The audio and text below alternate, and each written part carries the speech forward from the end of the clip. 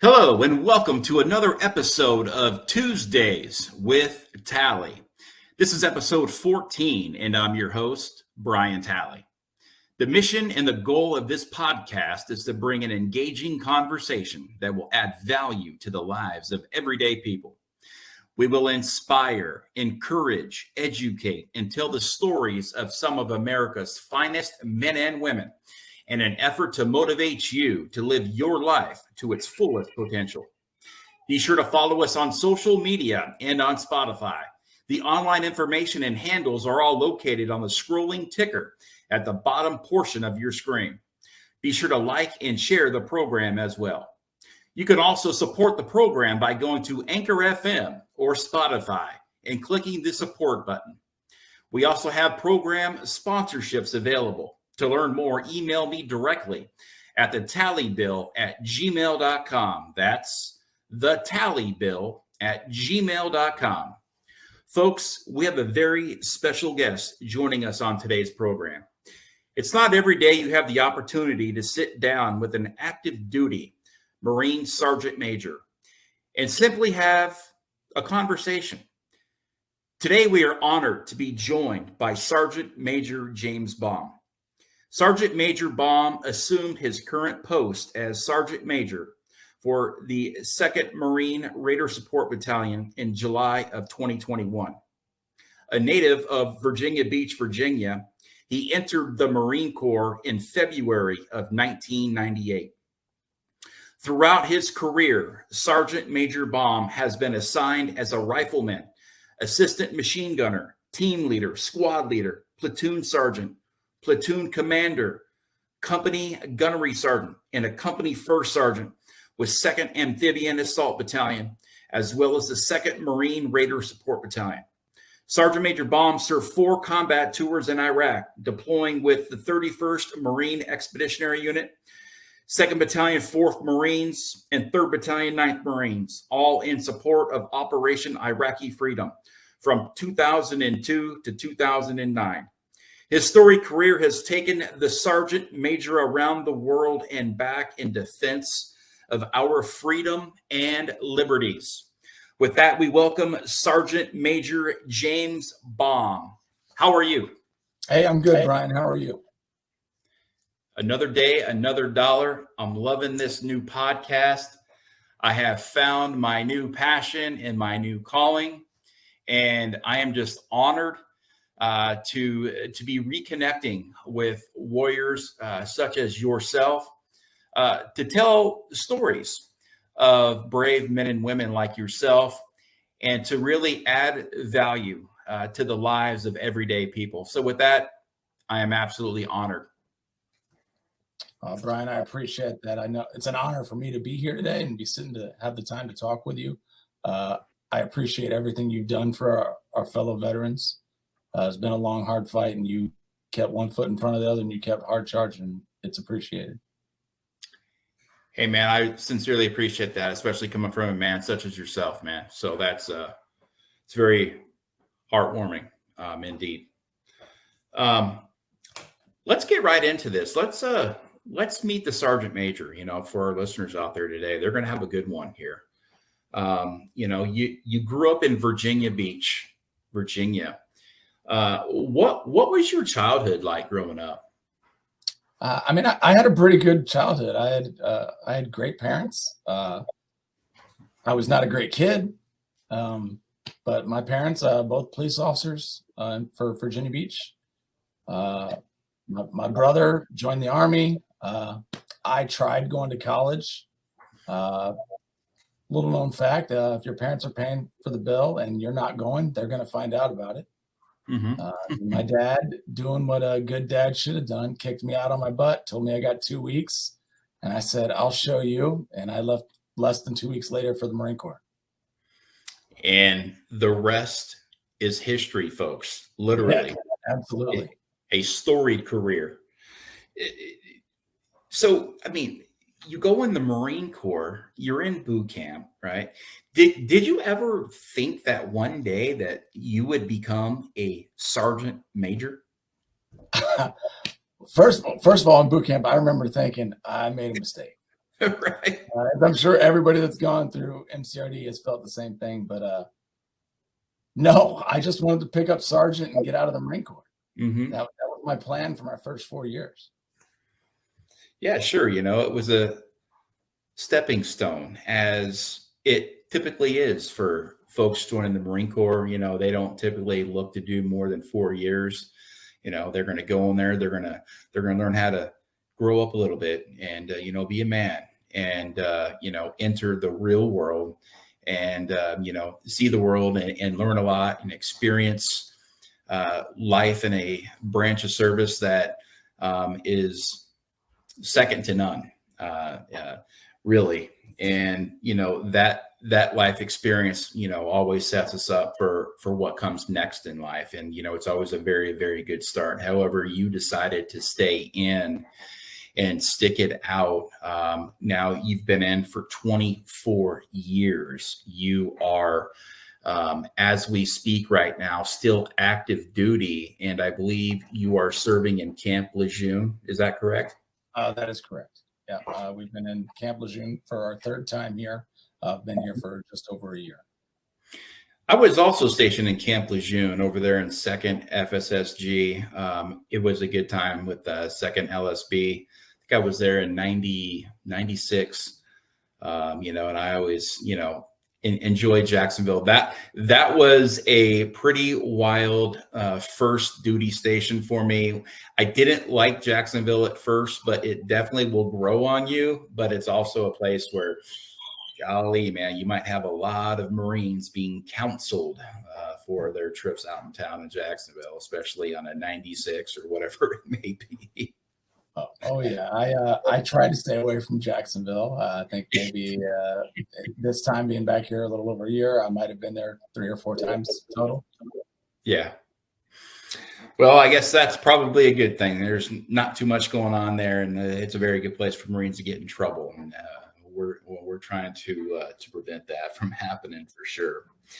You have served in an honorable career. A lifetime of service. Again, for folks out there that, put this into perspective, 20, same job, and not just a job, but serving as a United States Marine. You got to keep yourself fit. You got to keep yourself healthy. You got to keep yourself on mission 24/7, 365. You are a Marine. And when you're called, you are called. And for 24 straight years, you have done it, and you have done it very well. The sacrifice, the commitment, the dedication. What has your experience been like serving in the United States Marine Corps? I can't really say anything bad about it. I'm sure there's always bad times, been bad units, but that changes as different commands change. I've loved my time in the Marine Corps. The Marine Corps has literally given me everything since I was 19 years old. Mm-hmm. It gave me a place to live, fed me, clothed me, taught me some respect, some self-discipline, some fitness, and it ultimately led me to my wife and a glorious family that I have now. Now, for our listeners out there that may not know, the Sergeant Major married a sailor. Is that correct? That is correct. A Navy corpsman. Look at that. He said, "I want that devil dock right there." All right. Absolutely. Tell us a little bit about how you met your wife. Okay. So I was a drill instructor at the time. And my wife was a Navy corpsman on MCRD, taking care of my recruits. Incredible. So it was, I mean, for me, it was at first sight. I mean, she took my breath away, and she still does it today. Wow, that's some Top Gun stuff right there. Take my breath away. Man. So at the time, you were a sergeant? When we met, I was a sergeant. I was promoted to staff sergeant not long after that, and she was a third-class petty officer. So I can imagine, Sergeant Baum, hoarse voice, you're hard-charging Marine, you're DI, and all of a sudden she looks over and she makes eye contact with you, and she's like, Was she scared at first, or was she locked in like, that is a man right there, and definitely that is the type of man I want to meet and perhaps go out to dinner? Well, of course, I want it to be the latter, but my wife will be the first one to tell you that I was a very cocky young sergeant, as most Marines are. And she likes to tell the story of how she's talking to me one time about a recruit, and she called me a sergeant. And this was, according to her, the day I got promoted. And I was like, actually, Doc, it's Staff Sergeant.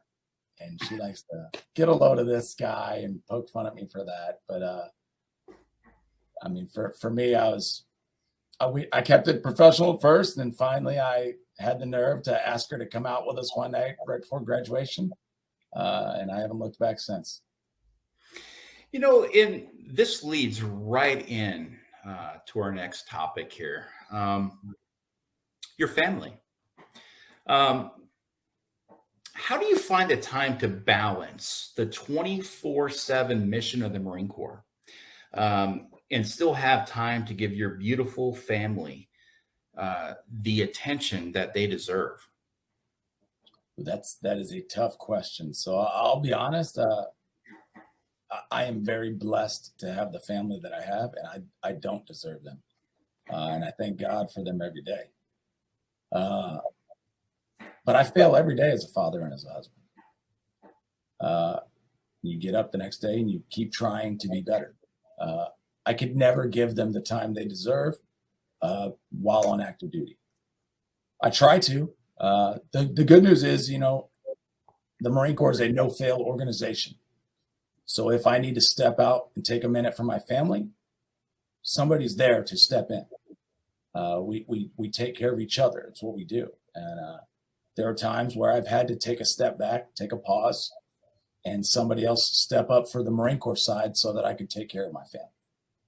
And it's okay for that. That's what I try to teach young Marines now. If you got to take a step back, it's okay. Pick up the slack. Don't just keep going and to run your head into the dirt. Right. And we're human. There is a human element here in play, and I think, and I understand that you are a hard charging Marine, a Marine's Marine. And, you say you feel every day as a father. No. I disagree with that. I think you're being a little hard on yourself there, because I know you are a great father and that you are a great husband from everything that I've seen from you over the years. And, you are truly admirable. And everything I've ever heard from other Marines as well has been nothing but positive, and about how you were one of the best leaders that other Marines have served with and had the honor and the privilege to serve with. So getting that type of information back from other Marines is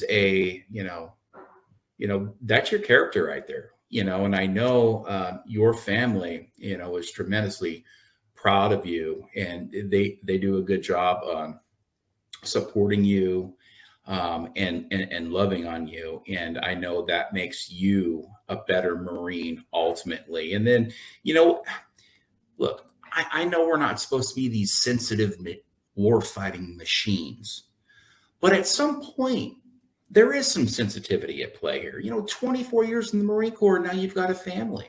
You got to love on your family. And so there's going to be a different side to the sergeant major that perhaps lance corporals and other sergeants may not see. So, again, that is you being a father and being there. And still, you are a great provider for your family. There's not too many folks out there that can provide and give the life that you have given to your family. And really, without you and your service, our country would be under attack, period, the end. Our military, our fighting force is what keeps us safe. It's what keeps our freedom. It's what keeps our liberty bells ringing here every day in the United States of America. Sometimes in life, Sergeant Major, we go through suffering and anguish. sometimes we never know why these things happen to us. And the way I look at it is, well, they just do. I've had a story of why me too. And I guess that's what makes life life. Perhaps these life moments are put on us as a test. Or perhaps they are put on us to learn valuable lessons. The valuable lessons through the adversity that comes along with this suffering and what comes along with this anguish. Now, you have had a bout with cancer, and I know it hasn't been easy on you or your family. Now, I don't want to get too personal here with you, so please only share with what you are comfortable with. Can you explain how this diagnosis came about? No, I love talking about this because you said it before. It's a sensitive subject, and Marines, military in general, doesn't necessarily like to be sensitive. We want to be this show of force that's unwavering. But the problem is we don't talk about this stuff, and it leads to guys hiding it or not finding out, not going to medical. I know when I was younger that was a bad thing to go to medical, but now we talk about it all the time. Like, yeah, same when you came in. You don't go to medical, that makes you weak. No, you go to medical to keep from being weak. That's the whole point of it. But as a young gunny at the time, I thought that I was harboring some PTSD, TBI related issues that I was trying to deal with myself. It wasn't until it was a problem in my home where my wife was like, look, you either go and get help or I'm going to call your command. And my wife is not the one to do that. She was a sailor. She was in the military. She understands the implications, but that's how serious the matter had got. So I said, okay. And I went and I spoke to medical. And first they're like, oh, well, you're not sleeping. You can't sleep at night. I was getting less than 4 hours a night. Interrupted. Recite some mantras. So I'm like, yeah, okay, I'm not talking to this doctor. I go see another doctor and they want to put you on pills and I don't want to take any meds. And then finally I broke down with the medical officer and I'm like, look, I want to go to the TBI clinic. And I had some previous TBI issues, so that was expected. And they sent me over there and the first thing they do is run a full blood panel on me. And my thyroid levels were just through the roof. To the point where like my resting heart rate was 145. And no wonder I was having anxiety. No wonder my heart felt like I was going to beat out of my chest. My thyroid, which basically controls your entire endocrine system, everything down the center line from your brain down to your intestines, down to everything else. And it literally it was corrupted and overworking full time. So I went out of town, saw a specialist, found a bunch of masses on my thyroid, did some biopsies, all came back positive for cancer. And this was in 2016. But all in all, it took about 3 years to get to that point. From talking to different medical officers and different quacks in the military before I finally got real help. And that was the first time. Then it came back last year. So you say this all started around 2016 and your wife was the first one to really notice a change. Now she is a corpsman and her intuition was obviously correct. It usually is, and I wish I'd have listened to her sooner. What were some of the warning signs, perhaps, for somebody else out there listening today? Oh yeah, like I said, I was very anxious, and again, that's a sign of PTSD. That's not normal for guys that were in combat to feel that way. Mine was constant. My resting heart rate was 145, so it was just constantly beating in my chest, like it was going to pop out, which made me very anxious. Made me not have the ability to sleep. I could fall asleep, no problem, but I'd be up in 15 minutes, and then I'd be up for an hour. And then I'd fall back asleep for a little bit, and then I'd be up for 2 hours. It just constantly. And this is, as the less you're sleeping, the less you're recovering. for everything else. So those were the major issues. And mood swings. Oh yeah, that was a big one. There's a lot of directions here that this could have went. You didn't want to take the pills. Now, typically going into a doctor, they're going to treat you for exactly what you said, anxiety. My heart's beating out of my chest. They would have put you on anxiety meds, but that's still not the root cause of the problem. It may have slowed your heart rate down a little bit, but the problem is still ultimately there. All you're doing is slowing down your heart rate by giving the anxiety meds. And so it was very, very wise move, a very smart move for you to say, no, you know what? I don't want to take the meds. I want to continue to find out really what may be wrong with me. Now, Sergeant Major, you said, 4 hours of sleep. I'm sorry, but being a sergeant major in the United States Marine Corps, that takes a lot of energy. And it takes a sharpness, mental fortitude. You're out running, motivational runs with junior Marines. And, again, you have got to be mentally and physically sharp. How did you live through not sleeping and having all of these health problems that you didn't even know what was going on with you? Well, I mean, honestly, the attitude I've always had ever since I've graduated boot camp is, what choice do I have but to keep going? I mean, it was something I think my parents probably instilled into me even before then, is like, you can either quit or you can drive forward. In the last 24 years, quitting's not an option. Especially as a father and as a husband. Like, this is the way that I've provided for my family. I have to keep moving forward. Exactly right. Our kids are always watching us, and they're not just watching us because they just want to take a look at dad. They're watching our actions. They're watching how we react in certain situations. They watch us when we fall. They watch us when we get up. And ultimately, it's how we react in these times that will make your children who they are when they grow up. They see their dad in a chair and hurting and giving up and just letting life just go by and having anxiety and depression and again, that suffering and that anguish gets sucked out of you.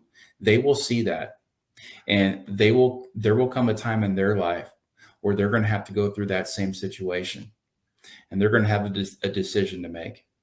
Do I get up or do I stay in that chair?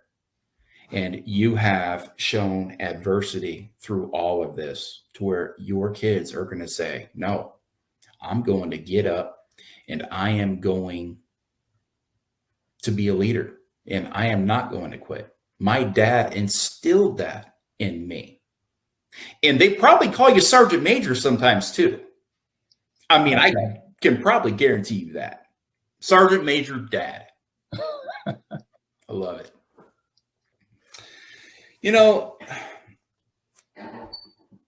Again, man, you've been in the Marine Corps for more than half your life. I mean, right? Yeah, I'm 43. Yeah. And one of your recent assignments was being a recruiter. I believe down in the San Antonio, Texas area. And I believe you were the recruiting station sergeant major. Now, being a combat veteran and having served all over the world, they pick you. They select you for this duty. Can you explain what recruiting duty was like? Well, first, I'd like to say it was eye-opening. I really, I'd done drill instructor duty as a young Marine, and I had no idea what recruiters go through on a daily basis. Even in God's country in Texas, where everybody's a patriot, it gets hard. You've got sergeants, staff sergeants, and gunnies that are working 7 a.m. to 10 o'clock at night, 6, sometimes 7 days a week. Mm-hmm. It's a struggle constantly, no matter where you look at it. Absolutely. Yeah. I mean, it's one mission, that is to get a recruit, get them processed, get them on deck, get them through MEPS, and ship him off to boot camp and hope he doesn't come back, because that is the mission of the Marine Corps when you are on recruiting duty. And if you don't do that, you are not providing. If you are not setting that quota, you are no longer good for the Marine Corps. And I know a lot of Marines that have had their careers end on recruiting duty. And I even spent a little bit of time on recruiting duty because I was good at it. For a short period of time when I worked under one of the best to ever do it, Gunnery Sergeant Thomas McGlasson, an absolute legend recruiter. And he was hard. He was hard. Big old boy, played football in Missouri. Always would have a big old cheek full of Levi Garrett. And that guy, he ate, drank, slept, chewed, dipped the Marine Corps. And he was a poster Marine. And sometimes that's what it takes, is looking at how you are in uniform is what a lot of the times are these kids in these high schools. I know when I was a senior in high school, when I saw that Marine recruiter walk down the highway or down the hallway, I said, I want to be that guy right there. I want to be Gunnery Sergeant Rodriguez, because that was my recruiter back in 1994. And, so I know what you did and how that experience ultimately is that you're going to have so many future Marines and Marines right now that will always look back and say, man, I remember that Sergeant Major, man, he was awesome. Or, man, that was tough getting ready to go to the Marine Corps. But when I got to the Marine Corps, or when I got into boot camp, I was prepared, because I know that there's a lot of preparation that goes in too. You don't want to have these guys, these recruits get sitting back home, because that does not look good on that recruiting station. I mean, am I correct? Oh no, absolutely. That is never a good thing, because if a guy gets sent back, that's one more additional quota you've now got to fill. Mm-hmm. But thankfully, while I was the RS San Antonio Sergeant Major, I had the best recruiters. Mm-hmm. So while during COVID, while most of the nation was missing or struggling, my guys were 30, 60 days ahead of their mission, almost consistently. There's a friend of ours that we have in common, Sergeant Major James Cabarrus, who is the recruiting station Houston. Sergeant Major in charge there. And I believe that's where you guys met, and that's how we've all kind of connected here. And, he tells me too that, he has got, some of the best Marines he's ever served with, that he is finding are his Marines on recruiting duty, these sergeants and these staff sergeants that do give 12, 14, 15, 18 hours a day, whatever it may be, to get that mission of the Marine Corps done. Have you, and again, that job is very important, because without that job, our country will ultimately fail. And we cannot ever have a failed United States of America, because then we will be vulnerable. And when we are vulnerable, bad things happen in our country without a good, strong military.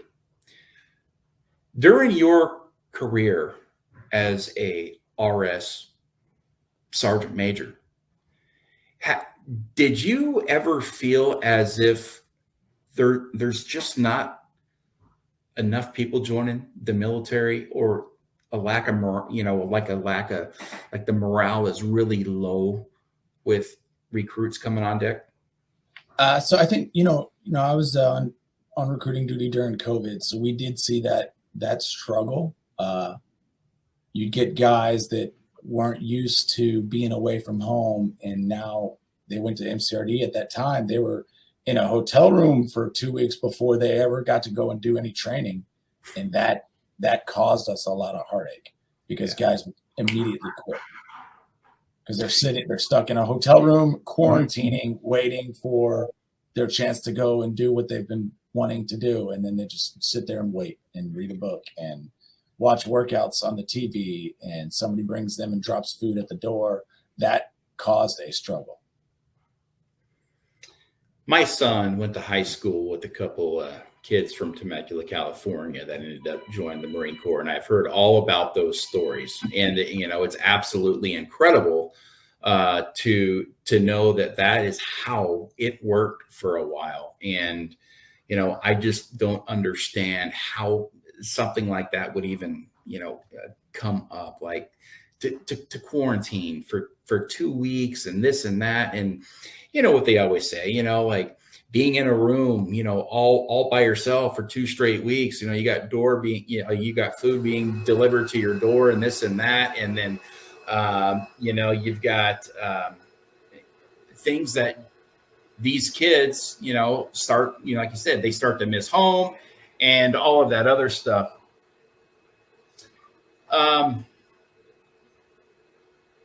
What advice do you have, as a sergeant major? What advice do you have for today's Marines, or really anybody that is serving in the military?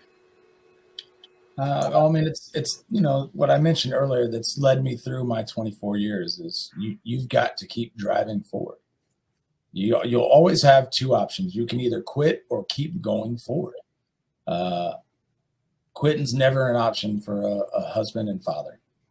It's never going to be an option, or any Marine as well. You have to keep going forward. One foot in front of the other. And my buddy James will tell you, full 30-inch step. Keep going forward. Yep. You got to keep moving forward. You've got to, because not only are your family or your kids are watching, but the Marines to your left and right are watching what you're going to do.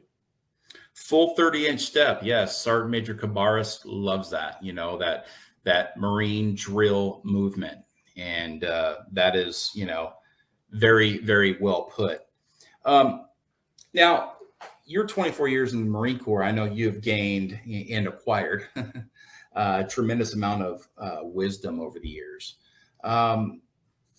Is there any of that wisdom that you could share with our listeners today, even if it's just one thing? Yeah. So, when you and I came up in the Marine Corps, it was always, you knew you were probably going to get yelled at today for something. So my piece of wisdom would be, you don't have to be the hammer. What I mean by that is a hammer doesn't fix every problem. Sometimes you need a wrench. Sometimes you need a screwdriver. You have to change it up. If the only tool in your chest is to be the hammer, your Marines are going to suffer for it. And sometimes the hammer needs to come out, especially even now as a sergeant major. Sometimes it has to come out. But for the most part, just talking to the Marines like they're people. When you and I were coming up, you didn't ask why. But kids today coming into the military, they need to know the why. They need to know why we're doing something. If you want their heart all in on it, that's what you've got to do.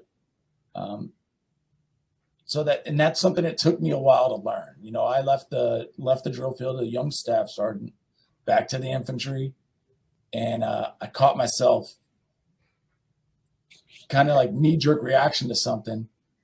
And I said to myself, what are you doing, man? Like, it was a sergeant had asked me a question, or no, I had asked the sergeant a question, and he responded with, yeah.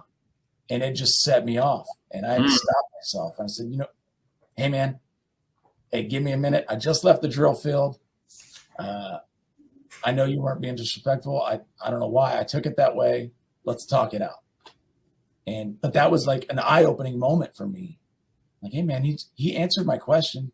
I don't care that he didn't say yes, staff sergeant.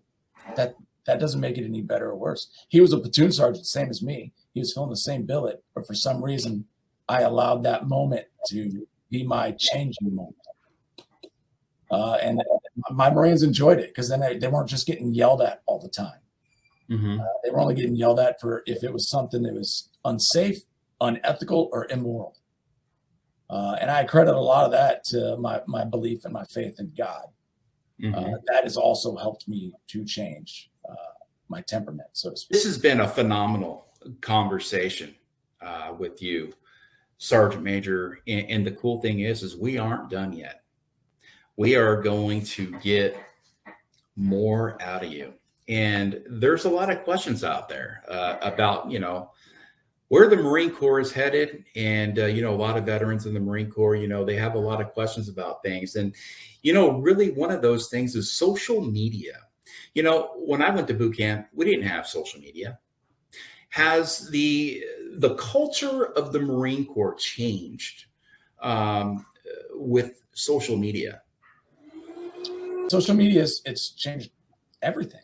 Society, and as with every societal change, there's going to be changes in the military as well. Some good, a lot bad, in my opinion. I think today, you can get information on social media a lot of times before you'll find it out through your chain of command. Which is less than ideal. You'll find out policy changes via social media, and that makes your job a little difficult sometimes. But the word of it eventually filters down, and you learn how to deal with it. Thankfully, in the community I work in now, nobody brings electronic devices in the buildings, so I don't have to deal with most of the stuff with my guys. Now, are Marines allowed to carry phones on them, just like at formation and stuff like that, or do they have to keep them in their rooms until the day is over? Most units, you're not allowed to take it out to the field with you, and you're not allowed to take them on deployment. But I'm sure that it still happens. But for as far as the day to day, as long as you have the volume turned off, nobody cares if you have your phone on you. Yeah. Which is why I enjoy working in a building where there's no phones. Yeah. So, Sergeant Major, how many, going back to your bout here with your cancer treatment, where does that stand right now? So I had my most recent surgery in January of this year. And then I had radiation in March of this year. And I feel stronger every day. Feeling good. I'm getting back to myself as far as my physical fitness. And then hopefully all I'll have left is just, I'll do a follow-up a couple times a year just to make sure nothing else popped up. The problem with my cancer, it was already in my lymph nodes. So I'll always have to go and get checked.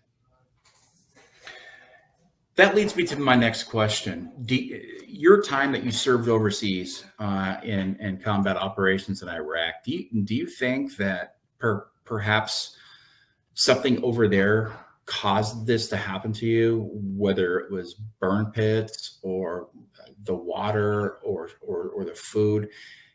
Can you explain perhaps what you may think may be related to this, or is this something that just happened? Well, I definitely think it's probably something related to my time in 2004, 2005, and 2003 in Iraq in the Middle East. And my cancer is listed on the burn pit registry as one of the possible cancers. So that's probably my opinion. And I've just known thyroid cancer in young males is not really very common. But I've known quite a few Marines that have had it. Unfortunately, I know a lot of Marines that have come down with cancer, lung cancer, and a lot of other cancers out there that have never really been seen before in the Marine Corps where it is right now since Vietnam with Agent Orange. Do you think that the VA programs right now that are put in place, along with the military programs now that are put in place, are going to ultimately help and come down with some sort of conclusion on what it is exactly that that exposed you guys all to this toxicity of this poison, if you will, that has entered your body, and now you were dealing with the effects of the afterlife of it, the after effects of it. Do you think that the VA and the military will ultimately come down with a operational standard to be able to treat our military? I mean, thankfully, because of guys like you, the VA is getting better every day, and it needed to, and it still got room to grow. So I don't have that much experience with the VA except just what I've heard about from other veterans. Yeah. But it has to. They've got to figure something out. There's just too many guys getting sick, guys and gals, excuse me, that are just getting sick, and we're otherwise healthy.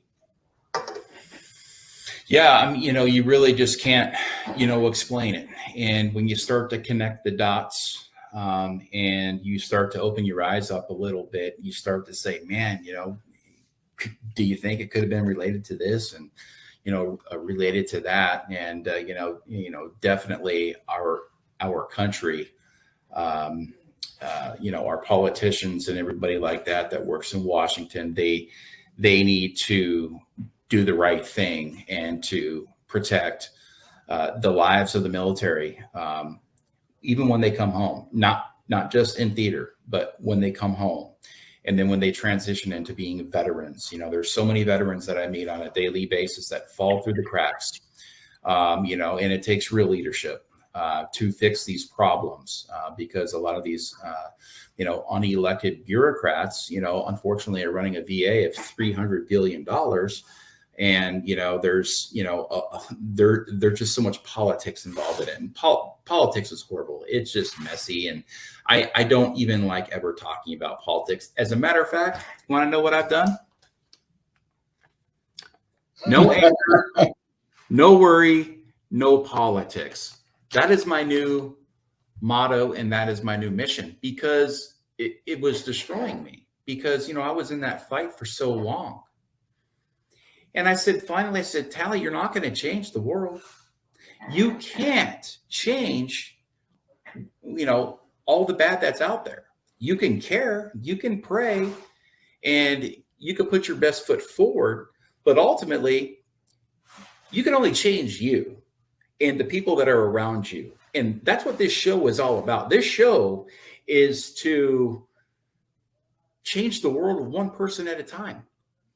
If we can reach one person out there today, or even get 1% better today than what we were yesterday, the mission of this program is going to ultimately work out exactly the way that it was intended to work out, through the vision that I had of telling stories like our America's heroes, such as yourself.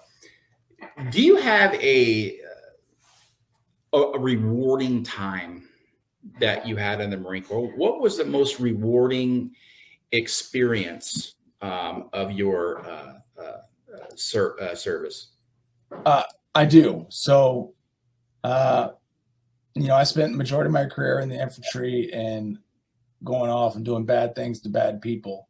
But it wasn't until I got to do a humanitarian deployment that I really felt it was really rewarding to me.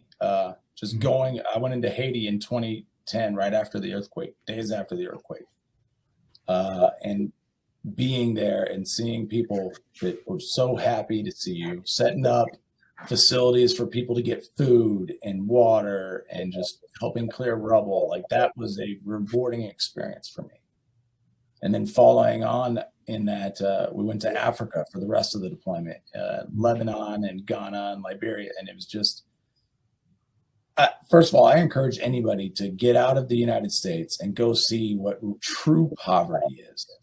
Go see people that truly live in suffering on a daily basis, because it makes you grateful what you have back home. Yeah, really puts things into perspective, and